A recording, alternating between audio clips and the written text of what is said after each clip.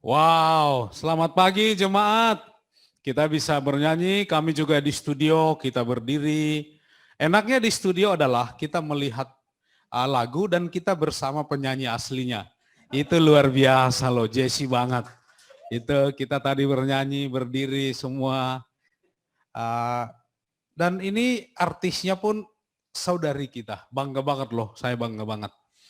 Nanti kami akan minta tanda tangan dari artisnya. Kalau kalian mau, kalian boleh datang ke sini. Yang saya tahu artisnya akan ada di sini sampai sore. Dan satu lagi kita bersuka cita. Thank you Cide, we love you Cide. Kita kalau sambut Cide ya, melewati begitu banyak hal di dalam hidup.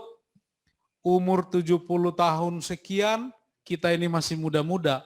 Tetapi dikatakan satu impiannya untuk tetap study orang. Wow, saya ingin punya hati yang sama. Saya bersyukur Cide menjadi inspirasi kita, nggak mudah dihadapi. Bahkan tadi saya suka kata-katanya. Di tengah pandemi ini pun tidak mudah, tapi kelepasan itu selalu ada dari Tuhan. Terima kasih Cide, dan saya tadi pikir sejak kapan Effendi jadi anaknya Cide. Oh ternyata bukan Effendi, beda ternyata Pendi. Dan kita sangat bersyukur, pasti semua jemaat diberkati dengan komuni hari ini. Dan saya juga bersyukur dan mengapresiasi seluruh brother, sister kita yang ada di studio. Dari pagi-pagi mereka sudah bereskan semua, persiapkan semua. Huicai dari Bogor pagi-pagi, ada di sini Andika, ada Steve, ada Carol, ada juga Cipto, anggota kita yang ada di sini, ada juga Uli, ada juga di sini Ana, dan ada juga Anton yang menjaga seluruh wilayah ini. Dengan seluruh jiwa dan raganya, tempat ini dijaga oleh Anton. Saya bersyukur inilah satu hal yang membanggakan bagi kita jemaat, melewati segala hal, tapi kita terus membangun bersama. Mari kita berdoa. Kami bersyukur Tuhan, Engkau Allah yang terus berjalan bersama kami. Apapun keadaan kami, apapun situasi kami merasa aman karena tangan-Mu akan terus menuntun kami. Kasih-Mu tidak akan pernah pergi dari kami. Bukti adalah setiap minggu kami mengingat kasih-Mu Tuhan. Seharusnya Tuhan setiap hari juga adalah peringatan kami akan kasih Tuhan, yaitu salib. Tidak ada lagi Tuhan yang Kau tahan untuk mengasihi kami. Tubuh-Mu Engkau korbankan buat kami. Darah-Mu Engkau curahkan sebagai darah perjanjian. Sehingga seluruh janji-janji Tuhan itu adalah pengharapan kami. Kami setiap hari hidup di atas janji Tuhan. Bukan di atas pengharapan dunia. Kami bersyukur memiliki saudara dan saudari di Depok, di Bogor, teman-teman yang bergabung di dalam ibadah ini. Ini adalah satu berkat yang luar biasa Tuhan. Kami tahu itu dari Engkau. Dan kami juga Tuhan sadar masih panjang perjalanan kami. Untuk kami tidak pernah berhenti bekerja. Giat membangun kerajaan-Mu di bumi. Dan membangun diri kami. Membangun saudara-saudari kami. Sampai suatu hari kami akan bersama dengan Engkau. Tuhan, hamba berdoa, memohon hadirat Tuhan di dalam ibadah kami, di hati kami, menguasai seluruh pikiran, perasaan kami oleh Roh Kudus. Sehingga kami menjadi tanah yang subur. Dan pikiran kami benar-benar tertuju kepada firman-Mu.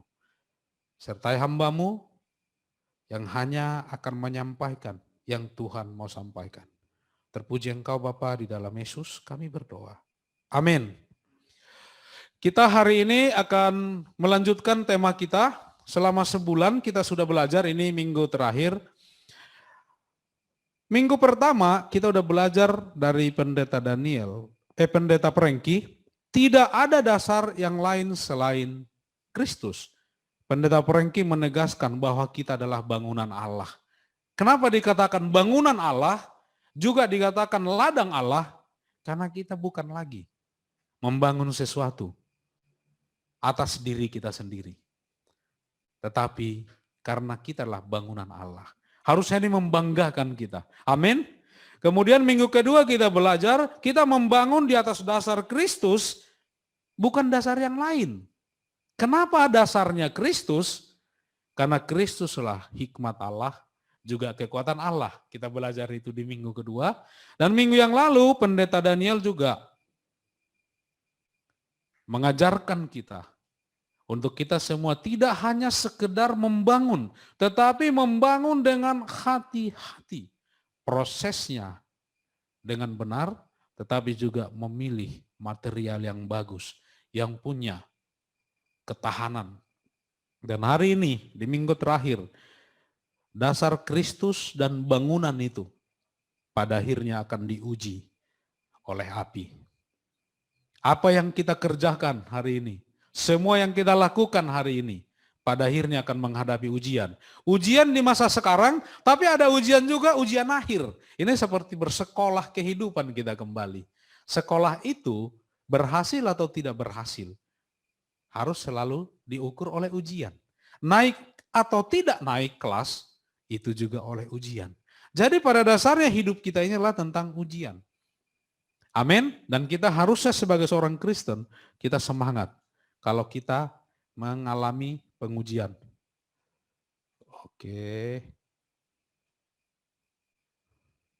Oke, kita baca di 1 Korintus 3 ayat 12 sampai 13. Entahkah orang membangun di atas dasar ini dengan emas, perak, batu permata, kayu, rumput kering, atau jerami. Sekali kelak, pekerjaan masing-masing orang akan nampak. Karena hari Tuhan akan menyatakannya, sebab ia akan nampak dengan api, dan bagaimana pekerjaan masing-masing orang akan diuji oleh api itu. Amin. Kita hari ini adalah rekan kerja Allah dan kita semua membangun. Dan apapun yang kita bangun, mau kita membangun dengan emas, perak, batu permata, kayu, rumput kering, jerami, ujiannya adalah api, menguji materi pekerjaan kita. Di NIV dikatakan, the fire will test the quality of each man's work. Semua pekerjaan kita akan diuji oleh api. Kenapa api? Kalau kita lihat, di 1 Korintus 14 ayat 15 kita lanjutkan, jika pekerjaan yang dibangun seseorang tahan uji, ia akan mendapat upah. Jika pekerjaannya terbakar, ia akan menderita kerugian. Tetapi ia sendiri akan diselamatkan. Tetapi seperti dari dalam api.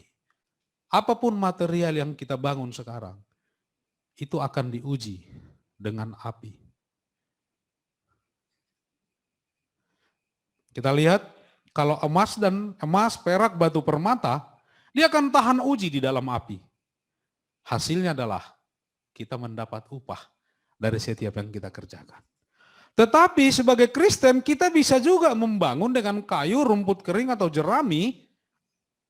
Hasilnya adalah pekerjaan kita terbakar, kitanya selamat. Wow. Ini menggambarkan sebenarnya dua tipe kekristenan hari ini. Ada Kristen yang berpikir, yang penting saya selamat. Itulah kayu, rumput kering, jerami. Tapi dikatakan, selamatnya itu seperti dari dalam api. Semua pekerjaan yang kita lakukan sepanjang hidup kita, itu terbakar, tidak menghasilkan apa-apa. Rugi. Kita bangun keluarga kita bangun ini seperti Lot. Lot di Sodom dan Gomora, Lot waktu memilih Sodom dan Gomora, dia mendapat tanah terbaik dibandingkan Abraham. Tetapi setelah itu apa yang terjadi? Seluruh apa yang dilakukan Lot di Sodom dan Gomora itu terbakar. Ya Lot sih selamat, tapi tidak ada dituliskan di Alkitab apa pekerjaan Lot. Tapi Abraham, kita tahu dia bapak orang percaya. Dan apa yang dia lakukan karena dia tahan uji, dia selamat, tapi hari ini dia juga dapat upah. Apa upahnya dari Tuhan? Dinyatakan sebagai bapak semua orang percaya. Dan dari keturunan Abraham lah, semua orang percaya dianggap Tuhan sebagai keturunan Abraham. Hari ini adalah pilihan kita sebagai seorang Kristen. Apa yang kita bangun ini, kita akan dapat upah atau kita hanya selamat. Ada mentaliti kekristenan seperti ini. Yang penting aku udah selamat. Wow. Kita tidak seperti itu. Harusnya seorang Kristen adalah kita membangun di atas emas, perak, batu permata. Kenapa saya katakan? Ini ekspektasi Tuhan. Ekspektasi Tuhan kepada kita adalah di 1 Korintus 3, 16-17. Tidak tahukah kamu bahwa kamu adalah bait Allah dan bahwa roh Allah diam di dalam kamu. Jika ada orang yang membinasakan bait Allah, maka Allah akan membinasakan dia. Sebab bait Allah adalah kudus dan bait Allah itu ialah kamu. Siapa yang percaya? Kita ini bait Allah. Orang lain boleh ngomong apa, tapi Tuhan katakan, kamu adalah bait Allah. Wow. Bait Allah. Apa maksudnya saya bait Allah? Tuhan mau berdiam di dalam kita. Dia enggak mau tempat yang lain. Kalau kita baca di buku Samuel ya, bagaimana Daud mau mendirikan bait Allah buat Tuhan. Pada dasarnya Tuhan enggak pernah meminta bangunan sebagai baitnya. Karena dia ingin meminta diri kita lah baitnya. Hari ini kita akan belajar dua hal tentang bait Allah. Kalau kita lihat konsep perjanjian lama tentang bait Allah, kita ambil sekilas ke sana. Imamat 16 ayat 2-4 ini tentang Imam Harun dan ini tentang satu pekerjaan di bait Allah tentang hari pendamaian. Karena inilah yang satu upacara pendamaian itu yang paling paralel dengan Kristus, penebusan Kristus. Di ayat 2, firman Tuhan kepadanya, katakanlah kepada Harun, maksudnya kepada Musa, Musa kasih tahu Harun, kakakmu supaya ia jangan sembarang waktu masuk ke dalam tempat kudus. Di belakang tabir, maksudnya ruang maha kudus, ke depan tutup pendamaian, yang di atas tabut, supaya jangan ia mati. Karena aku menampakkan diri dalam awan di atas tutup pendamaian. Masuk ke ruang maha kudus, tidak boleh sembarangan waktu. Tuhan yang menetapkan waktunya. Beginilah caranya Harun masuk ke dalam tempat kudus itu, yakni dengan membawa seekor lembu jantan muda untuk korban penghapus dosa dan seekor domba jantan untuk korban bakaran. Ia harus mengenakan kemeja lenan yang kudus dan ia harus menutupi auratnya dengan celana lenan dan ia harus memakai ikat pinggang lenan dan berlilitkan serban lenan juga. Itulah pakaian kudus yang harus dikenakannya sesudah ia membasuh tubuhnya dengan air. Tadi dikatakan setiap pekerjaan kita akan diuji oleh api. Kalau kita konsep dikatakan kita bait Allah, di dalam bait Allah kalau kita pelajari ada dua hal yang sangat prinsip. Sebelum kita mengerjakan apapun di dalam bait Allah, harus dimulai dulu dengan ada pengudusan, baru ada korban atau pengorbanan, baru kita bisa melayani, mengerjakan apapun di bait Allah. Kalau pengudusan tidak ada, kita akan mati. Kalau korban tidak berkenan, kita nggak sampai kepada pekerjaan itu saja. Hari ini kita akan belajar dua hal yang diuji pekerjaan kita di dalam api. Ingat tadi material di awal? Berarti Tuhan mau kita semua, kalau kita bait Allah, material yang kita pilih adalah emas, perak, batu permata. Mengapa? Karena kalau api memurnikan materi yang ketiga ini, itu adalah proses untuk membuang seluruh unsur materi yang tidak mulia dari ketiga materi itu dibuang, dipisahkan. Ketika makin dipanaskan dengan api, materi-materi yang lain yang tidak mulia itu akan habis. Makin bagus, api akan memurnikan. Hari ini kita akan mengalami pengujian dalam hidup kita. Pekerjaan kita hari ini. Apakah ketika diuji, kita mengerti bahwa inilah proses pengudusan. Pengudusan. Ujian api dalam hidup kita, apapun itu. Kesulitan hidup di pandemi ini. Apakah ini pengudusan kita? Dari mana kita tahu? Jika terjadi krisis, pandemik, apapun dampak ekonominya, pertanyaan saya, ini membuat kita semakin kudus, semakin beda dengan dunia cara kita merespon, atau kita semakin duniawi? Ini hal-hal yang kita harus mengerti kalau kita terbuat dari emas, perak, dan batu permata. 1 Korintus 6 ayat 19 sampai 20. Atau tidak tahukah kamu bahwa tubuhmu adalah bait Roh Kudus yang diam di dalam kamu? Roh Kudus yang kamu peroleh dari Allah, dan bahwa kamu bukan milik kamu sendiri. Sebab kamu telah dibeli dan harganya telah lunas dibayar. Karena itu muliakanlah Allah dengan tubuhmu. Apa harga tubuh kita hari ini? Barusan kita komuni tadi dipimpin Hui Chai. Harga tubuh kita adalah Kristus. Kita sadar enggak? Bahwa di mata Tuhan sama berharganya kita dengan berharganya anaknya yang tunggal Kristus. Tetapi kita melihat diri kita sebegitu berharga enggak di mata Tuhan? Atau kita melihat diri kita bukan bait Allah. Makanya dikatakan muliakanlah Allah dengan tubuhmu. Buat apa hari ini tubuh kita pakai? Tubuh seorang Kristen yang lahir baru itu adalah bait Roh Kudus. Tempat berdiam Roh Kudus. Karena itu dikaruniakan Allah. Tujuan Roh Kudus diberikan ada di dalam diri kita. Bukan untuk melakukan hal-hal luar biasa duniawi, bukan. Tidak dibutuhkan Roh Kudus untuk menjadi seorang sukses dalam pekerjaan. Tidak. Tidak dibutuhkan Roh Kudus hanya untuk kita menjadi seorang yang berhasil secara dunia. Tidak, karena Roh Kudus bukan untuk itu. Tetapi Roh Kudus diberikan di dalam diri kita lah untuk memuliakan Allah dengan tubuh kita. Wow. Buat apa tubuh kita hari ini kita pakai? Kenapa Paulus berbicara ini? Kita tahu ya di Korintus itu kota yang besar, ada 2 di sana. Dia membandingkan. Di sanalah kuil Dewi Artemis. Ada yang bilang Afrodit, Dewi Diana, sama saja. Disitulah kuil terbesar Artemis dari seluruh dunia. Hampir sama besarnya dengan bait Allah zaman Salomo. Di dalam kuil itu Artemis itu adalah Dewi kesuburan. Dan mereka dilambangkan dengan dia seluruh tubuhnya dipenuhi payudara, itu tentang kesuburan. Dan apa yang orang lakukan di sana? Semua upacara peribadatan di sana melibatkan imam-imam wanita disebutnya mereka. Padahal sebenarnya mereka pelacur bakti, kata Paulus. Ribuan di dalam bait itu ada wanita-wanita. Jadi kalau orang datang menyembah kepada Dewi Artemis, mereka hanya perlu melakukan hubungan seks dengan wanita itu di sana dan setelah itu mereka pergi.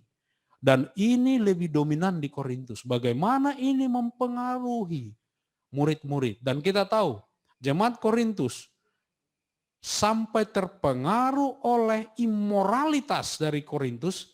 Salah satu yang terburuk adalah bahkan lebih buruk yang dilakukan oleh Kristen di jemaat Korintus. Di mana dia berzinah dengan istri bapaknya.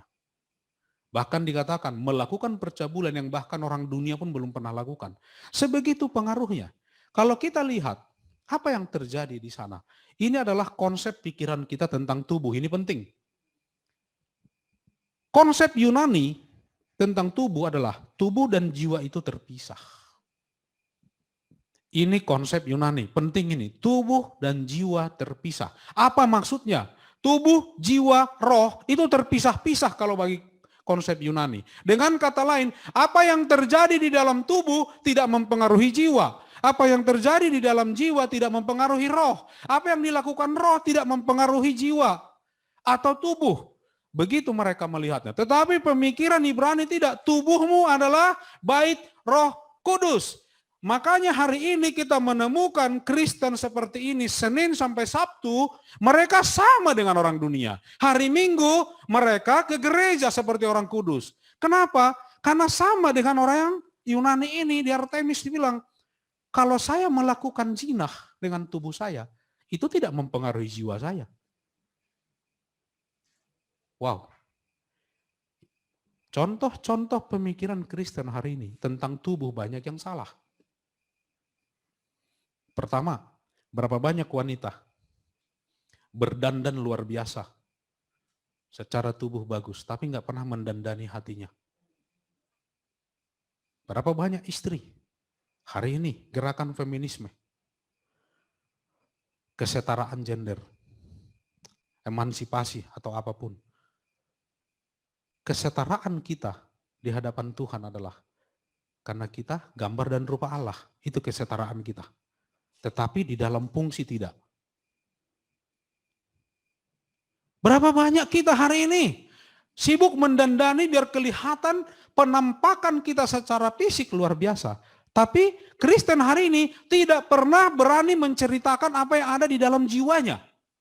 Nggak bisa terbuka dosanya. Nggak bisa terbuka perasaannya. Nggak terbisa karena berasa dengan fisik bagus, penampakan bagus. Kita pikir kita sudah manusia rohani. Tidak. Kita bait Allah. Apalagi pemikiran orang hari ini. Contoh, benar sih firman Tuhan katakan. Tapi kan kita ini masih di dunia. Itu pemikiran Yunani itu. Benar sih. Firman itu kita harus ke surga, kita harus rohani. Tapi kalau di dunia gimana mau rohani? Pertanyaan saya, kalau di dunia tidak rohani, kapan rohani? Kita pemikiran Yunani hari ini. Baru apalagi orang katakan, aku berhasil dulu secara dunia. Sukses secara dunia, baru nanti setelah tua baru aku melayani Tuhan. Ini pemikiran-pemikiran yang sebenarnya bersumber dari pemikiran Yunani, bukan pemikiran Ibrani. Kita Kristen harus ikut pemikiran Ibrani. Termasuk mengatakan begini, aku percaya kepada Tuhan. Yesus itu Tuhan. Semua orang percaya Yesus Tuhan. Tetapi perbuatannya tidak menunjukkan dia percaya Yesus. Ketika memutuskan di hal bisnis, kenapa enggak bertanya ke firman dasar keputusan? Ketika memutuskan memilih pasangan hidup, katanya percaya Yesus. Tetapi ketika single memutuskan pasangan hidup, kenapa bukan dasar firman yang memutuskan? Kenapa kemancungannya hidungnya pasangan itu yang menjadi faktor? Kenapa berapa warisan yang akan dia dapat? Itu faktor. Kita pemikirannya, kita nggak menyatu pemikiran kita, tubuh kita dan roh kita. Nggak satu kita. Nggak sinkron kita. Nggak sinkron. Terlalu banyak tapi. Selama kita bertentangan roh dan tubuh kita, berarti kita adalah pemikiran Yunani. Bukan itu yang Tuhan mau. Kamu adalah bait Allah. Amin. Jadi hidup kita setiap hari tidak terpisah, hidup rohani dengan hidup keluarga, ministry dengan keluarga tidak terpisah, ministry dengan pekerjaan tidak terpisah. Kerohanian itu adalah di gereja, di rumah, di kantor, di setiap hari adalah rohani. Roh, karena kita adalah manusia rohani. Amin, jemaat.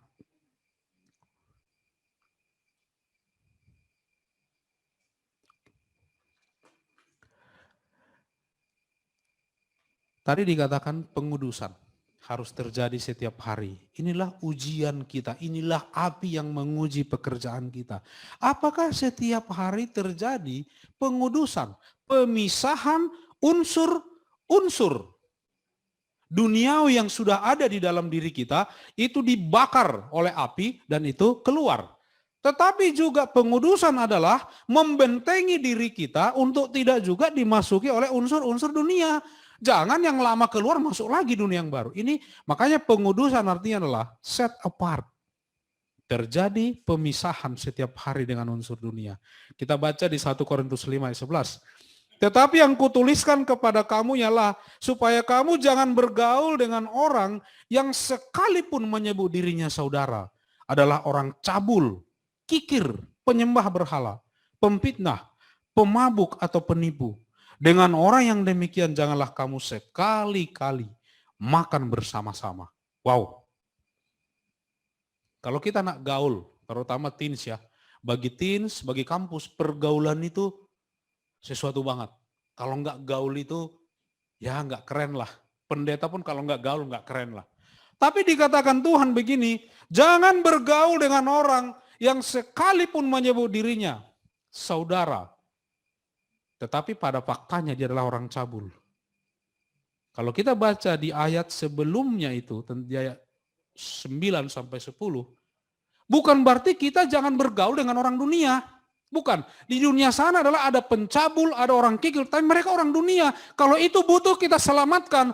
Tetapi yang kita hindari adalah justru ini. Dia adalah seorang Kristen, dia mengaku murid Yesus, tetapi yang sudah mengenal kebenaran, tetapi sama dengan orang dunia. Ini yang harus kita hindari dalam bergaul. Kalau orang di dunia sana, kenapa? Kita bergaul untuk menyelamatkan mereka karena mereka belum mengerti kebenaran. Kita selamatkan. Tetapi ada dikatakan di sini, keras Paulus mengatakan kepada jemaat. Orang itu mengaku saudara, mungkin bagian dari jemaat kita. Tetapi dia di dalam gereja, tetapi sebenarnya dia adalah seorang cabul, kikir. Kikir itu apa ya? Untuk menajamkan itu ya? Itu kikir ya?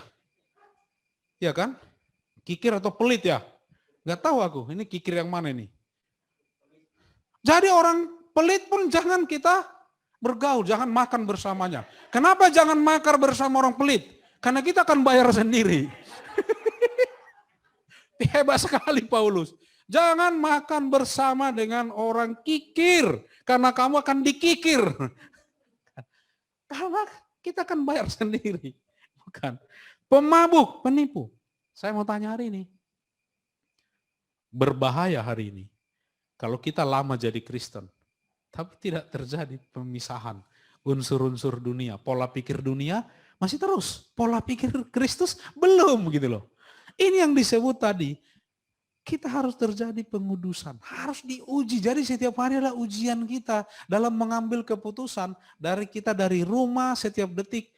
Ini waktu saya mengambil keputusan ini, waktu saya ambil proyek ini, waktu saya bicara ini kan terus proses pengudusan dalam hidup kita.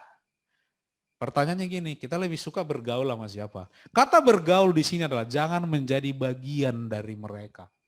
Kamu ketarik ke arah mereka. Associate with gitu, dikatakan di NIV. Jangan punya persekutuan, jangan jadi teman sejauh hati, kolega, rekan. Jadi sekutu mereka.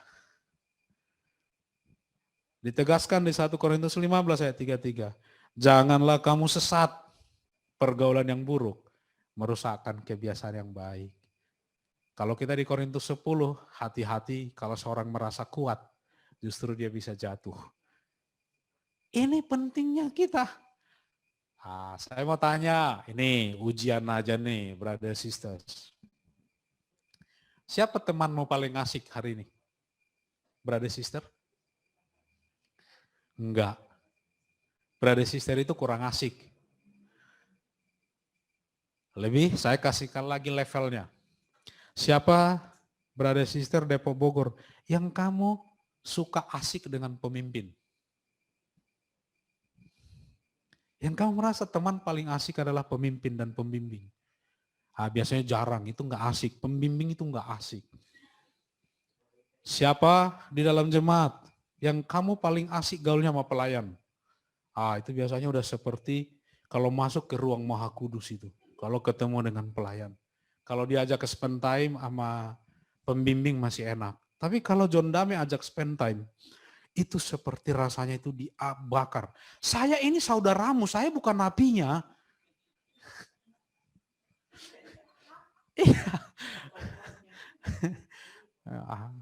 Kalau di gereja, kalau di studio ada ya bukan napinya ada, brother. Dia kompornya ada. Kalau itu banyak di rumah juga ada kompornya. Diuji di atas kompor. Saya hari ini mau katakan, kalau kita, siapa teman kita yang paling asik bergaul hari ini? Orang yang rohani? Enggak bro, kalau bicara rohani enggak asik. Waduh, saya khawatir. Saya khawatir. Kalau dikatakan tadi di awal, kita hanya sekedar terbakar pekerjaan kita karena itu dari kayu, rumput kering dan jerami kita selamat. Kalau kitanya yang terbakar.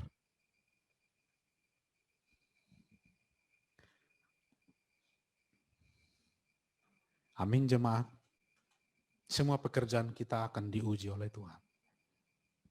Tujuannya adalah untuk pengudusan setiap hari. Amin.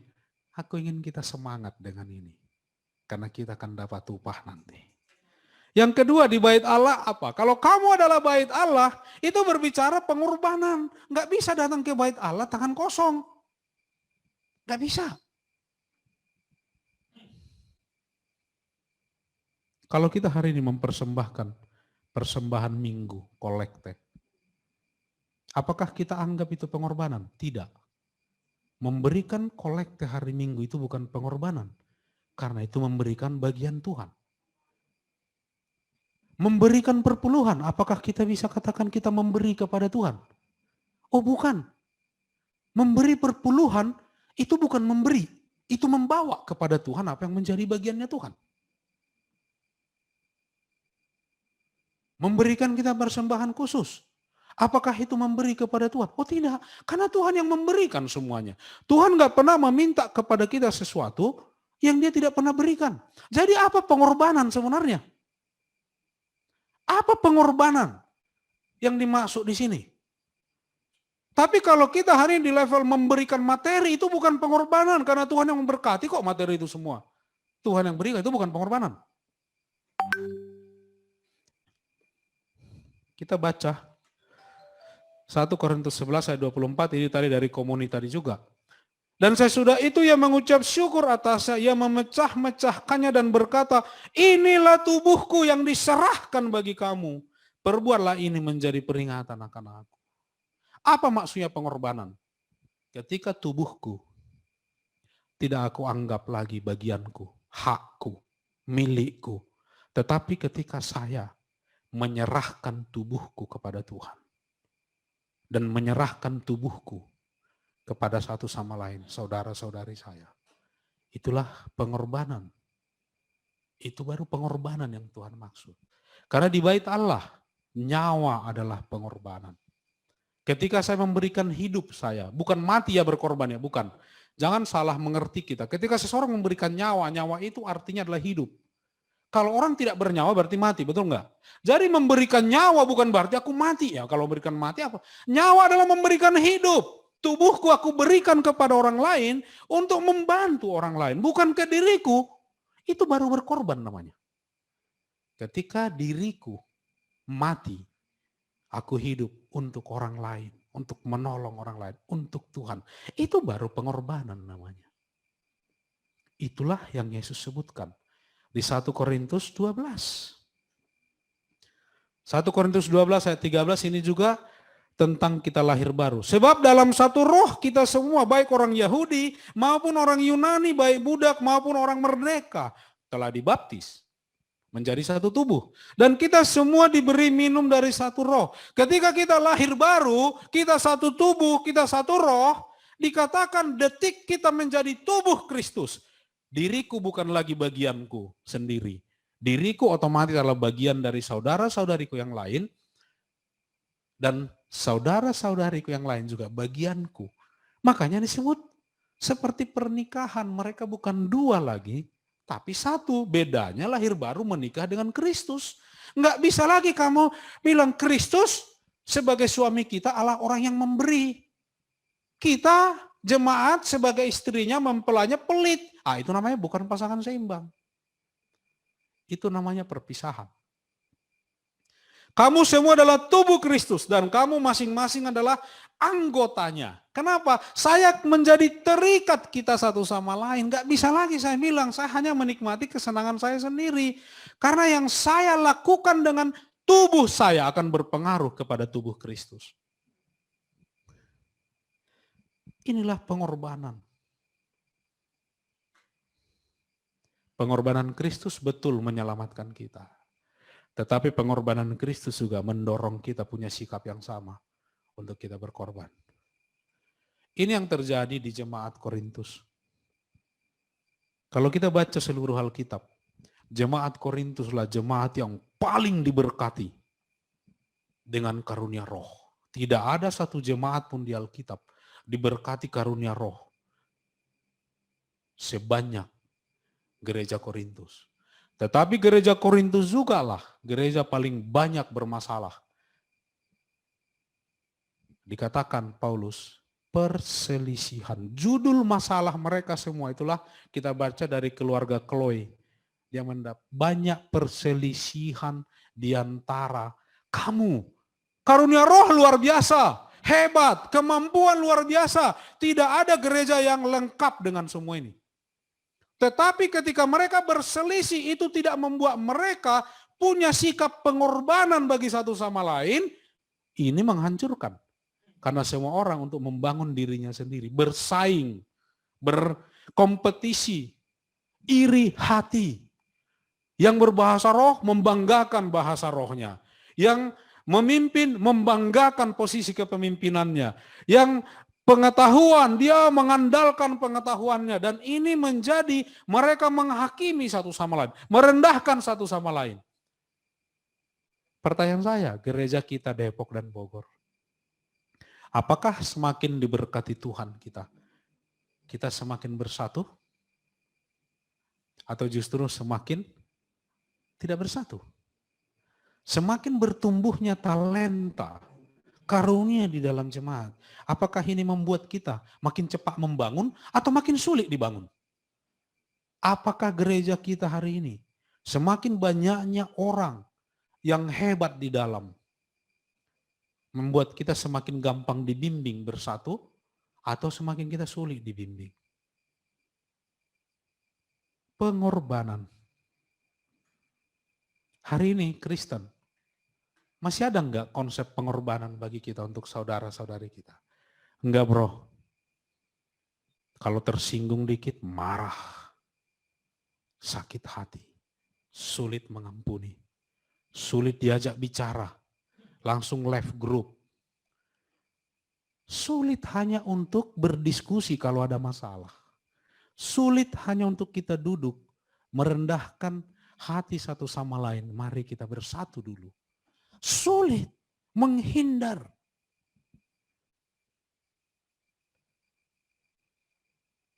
Kita hari ini diuji semua. Bahkan kalau kita baca di 1 Korintus, perpecahan pun ada. Itulah bagian ujian untuk menentukan siapa yang tahan uji. 1 Korintus 14 ayat 26. Jadi bagaimana sekarang saudara-saudara? Bila mana kamu berkumpul, hendaklah tiap-tiap orang mempersembahkan sesuatu. Yang seorang mazmur, yang lain pengajaran, atau pernyataan Allah, atau karunia bahasa roh, atau karunia untuk menafsirkan bahasa roh. Tetapi semuanya itu harus dipergunakan untuk membangun. Amin. Saya pagi ini, setiap berada di studio ini, saya merasa saya dibangun. Saya bersama dengan satu tim yang semua mau membangun. Ada Anton di sana yang udah mempersiapkan ruangan. Dia mempersiapkan membuka pintu dari pagi-pagi. Coba kalau kita datang, tiba-tiba Anton nggak dibuka gerbang. Selesai kita. Kita nggak bisa nyanyi, ku masuki gerbangnya dengan hati bersyukur. Hanya karena Anton kunci gerbang. Ternyata akhir-akhir ini teh manis pun selalu ada. Mau teh manis, mau kopi, wah luar biasa. Kopi sidik kalang, kopi ini, wah kopi luwak atau kopi, semua ada. Anton lakukan itu. Saya bangga dengan Anton. Brother loh. Kalau kamu saudari nggak menghormati brother begini, kamu masalah, kamu Dewi Artemis. Saya bangga. Waktu saya datang, saya lihat di sana Andika dengan wajah datarnya. Di dadanya tulisan A. Nggak tahu itu Andika atau Awah gitu. Nggak tahu. Tapi pokoknya dia ada di sana, lihat Steve di sana, ada lihat di Cipto ada di sana, mereka bertiga di sini satu meja. Mereka mempersiapkan semua. Saya lihat ada Carol dengan segala, ini Dewi Amazon ya. Lady Amazon. Ini saudari kita yang luar biasa. Saya tahu dia duduk di sana, dia pastikan semua, dia rundown, diatur semua. Ada Ana, ada Uli di sini juga dengan co-hostnya kita, ada Ricky dari rumah sana. Dan aku melihat Wicai, Daniel mempersiapkan semua. Dan kita semua berpikir apa yang aku akan lakukan, saling cover di sini. Tidak pernah kita di sini menyalahkan satu sama lain.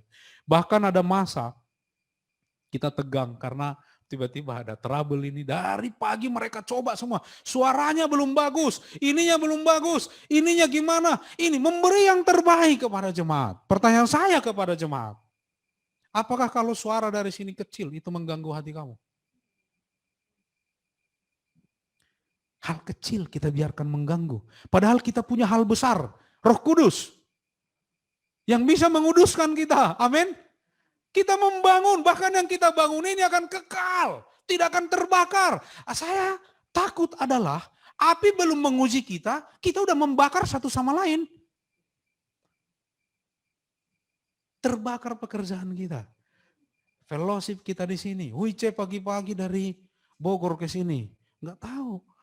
Helen merelakan Huicai untuk ada di sini. Ya, saya enggak tahu.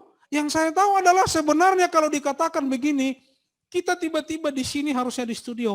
Wah, ada kiriman makanan dari jemaat. Wow, berarti jemaat tidak kikir, boleh bergaul sama lain. Ya, biarkan kami kalau ada kurang mantap di sini kita kikir-kikir dikit, itu nanti jadi mantap. Amin. Inilah yang kita punya harusnya, jemaat Depok Bogor. Ini yang kita punya, terjadi harmoni di sana. Bahkan yang saya khawatir adalah kita welcome dari sini pagi-pagi, kita bilang buka video, membuka video aja susah. Apakah itu pengorbanan membuka video? Apakah itu pengorbanan? Kalau kuota kita kesedot dikit dari video. Apa yang kita bisa beri? Menyapa satu sama lain. Kami dari studio selalu bilang, Daniel biasanya. Sebenarnya Daniel ini dia mau daftar menjadi anaknya Cide sebenarnya. Daniel itu enggak pernah selama Daniel Uli welcome selalu, selamat pagi Cide. Kami pun di sini jadi selamat pagi Cide gitu. Saya merasa itulah kita. Amin. Itu kita. Coba lihat orang tua kita jauh dari mana-mana, ada yang dari Sukabumi loh. Siapa di sini yang pernah WA Tante Henny di Sukabumi? Dia sendiri di sana. Dan dia tiap minggu datang. Inilah orang yang mau datang tadi seperti Cide mempersembahkan, dia pimpin, dia bawa sharing komuni. Semua. Bukan berarti kalau jemaat, bro boleh nggak kita minta tolong ini? Nggak bisa bro. Bukan begitu kita sikapnya. Harusnya kita berlomba-lomba memberi. Kita juga nggak perlu menghakimi. Saya mau kasih tahu ini. Jangan juga kita menghakimi satu sama lain. Bukan berarti kalau ada yang memberi lebih, jadi menghakimi yang kurang memberi. Tidak. Saya mau kasih tahu juga. Karena itu janganlah menghakimi sebelum waktunya, karena waktu Tuhan yang akan menghakimi. Yaitu sebelum Tuhan datang. Ia akan menerangi juga apa yang tersembunyi dalam kegelapan, dan ia akan memperlihatkan apa yang direncanakan di dalam hati kita semua. Maka tiap-tiap orang akan menerima pujian dari Allah. Bukankah ini yang kita kejar? Bukan pujian manusia. Pujian dari Allah. Allah hanya memuji hati kita. Dari mana kita tahu? Imam Eli, saya lagi banyak sateru di 1 sama 2 Samuel. Imam Eli, karena nggak berkenan di hati Tuhan, dia pilih Samuel karena berkenan di hati Tuhan.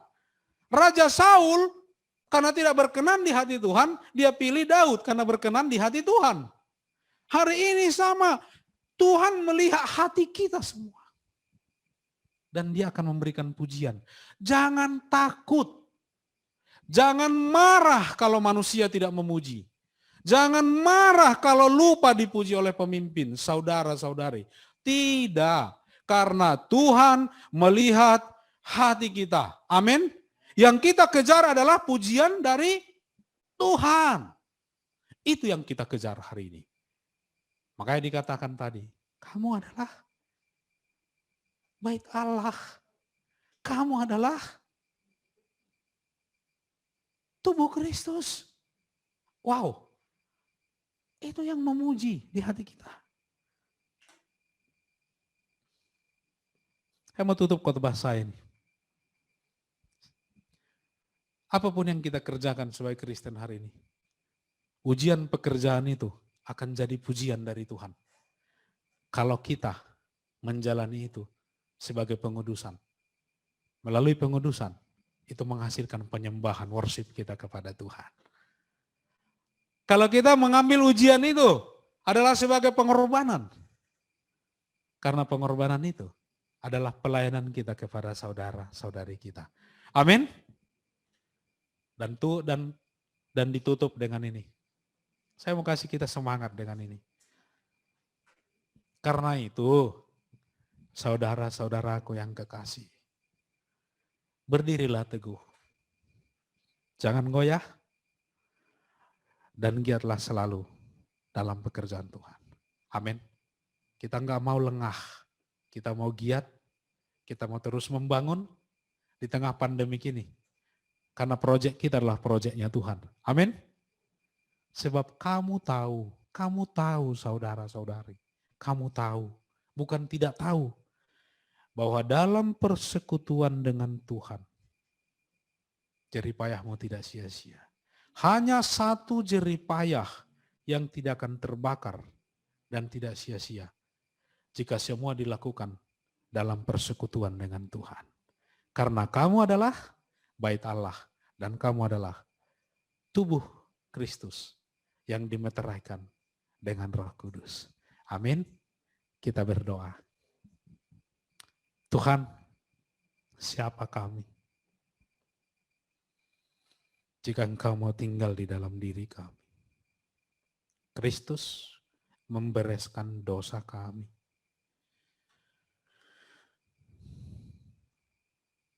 Dan menjadikan kami bait Roh Kudus, bait Allah. Dan terus Tuhan, Engkau memberikan kami ujian demi ujian. Bukan untuk mencelakakan kami, tetapi untuk menguduskan kami. Sehingga kami Tuhan layak menyembah Engkau. Di saat yang sama Tuhan, Engkau lebih dahulu mengorbankan segalanya buat kami. Dalam tubuh kami juga. Sebagai tubuh Kristus kami berkorban satu sama lain. Dan kami ingin Tuhan suatu hari, kami bukan hanya seorang Kristen yang tidak selamat, karena itu mengerikan. Tapi kami juga tidak mau hanya menjadi Kristen yang penting kami selamat. Karena bukan itu ekspektasi Tuhan. Karena Tuhan ingin kami menjadi Kristen yang diselamatkan, tetapi juga yang mendapatkan upah. Karena kami terus membangun dengan materi yang tahan uji. Saya berdoa buat seluruh jemaat, saudara-saudari, keluarga kami di sini, teman-teman kami, untuk kami terus bersama-sama sepanjang tahun ini membangun di atas dasar Kristus, bukan dasar yang lain. Kami terus dengan hati-hati mempunyai proses yang benar dan juga memilih materi yang benar, yang tahan uji. Dan kami juga Tuhan bukan hanya siap diuji, tapi kami mau bertumbuh untuk menikmati setiap ujian itu. Karena kami tahu di balik setiap ujian, pujian dari Tuhan menanti kami sebagai upah kami kelak. Tuntun kami semua jemaat-Mu. Dalam Yesus kami berdoa. Amin.